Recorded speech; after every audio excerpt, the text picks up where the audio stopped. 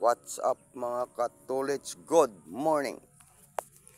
Ito naman tayo mga katolits. Uwi naman tayo sa bahay kasi wala pa yung pisa yung sasakyan na dinadala natin. Umuwi muna tayo kahapon. Kaya ito naman tayo mga katolits sa kaha natin. Yung pinupost ko nung dati, nung isang buwan, ito na ngayon, no? Laki na. Yan. Kaya tingnan natin, libutin natin ito mga katolits kung ano na yung improvement ng palay natin, o makita natin kung ano ang mga kailangan gawin, kung kailangan ba ng apply tayo ng chemicals or ng pataba. Ayan mga katolits, libutin natin.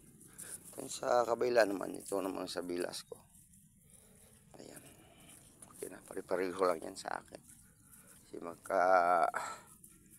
Halos magka pareha lang araw namin pagtanim, saka yung pagpunla namin ilang araw lang ang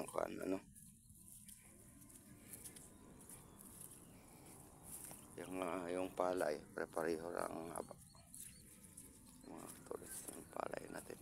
Ayan, mga tulis medyo hindi masyado na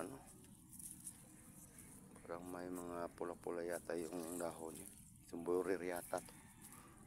Kaya nga ngayon kailangan natin, hindi natin paramihan ng tubig, bawasan natin ng tubig to kasi inatake na yung burir. Pag hindi to binawasan, lalo yung matay dahil yung kinain ng harvester, yung puno niya kinain, hindi na yun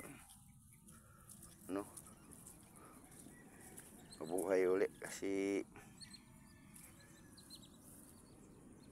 sira yun maapawan ng tubig. Kaya nga bawasan natin ng tubig, tingnan natin, libutin natin mga katolits. Doon papunta dyan, ito na, may mga tubig naman siya. Kunti lang itong mga tubig na to. Kaya itong tubig na to, hindi naman natin masyado pahibasan ng hibas-hibas kasi wala namang mainom yung palay natin. Kaya iwan natin ng 5 cm yung tubig galing sa ilalim. 5 cm ito talaga yung maximum na sa kahan palay. May 5 cm ang lalim ng tubig. Kaya medyo okay yung palay natin mga katolits. Pati yung dahon niya green na green. Usado tong dahon na to sa LCC na leaf tin analysis. Yung LCC, yung dahon niya pasado talaga to, hindi masyado mataba, hindi naman payat, tamtaman lang talaga. Yan mga katolits. Shout out pala sa lahat ng mga followers ko, mga katolits. Good morning sa inyong lahat,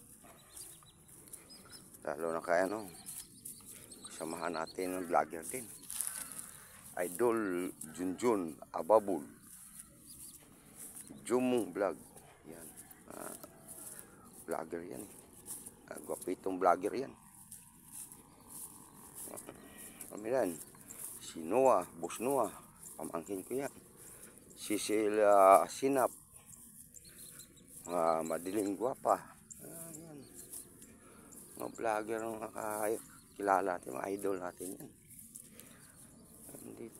Shout out sa inyo lahat, lalo na sa mga OFW natin. Yan, ikot-ikotan natin. At ingat kayo dyan, malayo tayo sa pamilya. Doble ingat tayo, lalo na sa panahon ngayon. Ayan mga katolits, dito na tayo.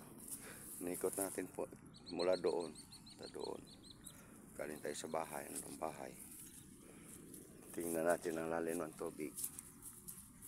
At saka yung sitwasyon ng palay. Okay naman. Ano na to? Kabawi na to yung palay na to. Sa susunod na linggo, lagyan naman natin to ng pataba. Para tuloy-tuloy talaga yung ano niya, tubo ng palay natin. Kailangan kasi.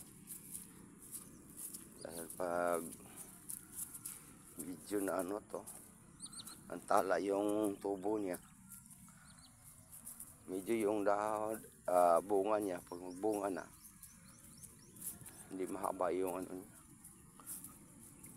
Putot. Tawag naman yung putot. Mababa yung ano niya. Bunga ng palay. Kasi nantala yung tubo niya. Kaya kailangan natin na lagi susuriin at i-monitor para kung ano talagang dapat malagay na natin. Kailangan ng pataba o kailangan ng chemical i-sprayhan natin. Sunod na araw siguro i-spray na tayo. Yan. Ito lang ito mga katolitso. Liwanag talaga yung araw mga katolitso. Nako. Sikat ng araw. Napaka ganda ng sikat ng araw mga katolits. Yan. Tingnan mo yung langit. Ganda tingnan. Ang sikat ng araw na yun. O mga katolits, sunod mga gagawin natin, pagka-follow, like and share lang. Babu!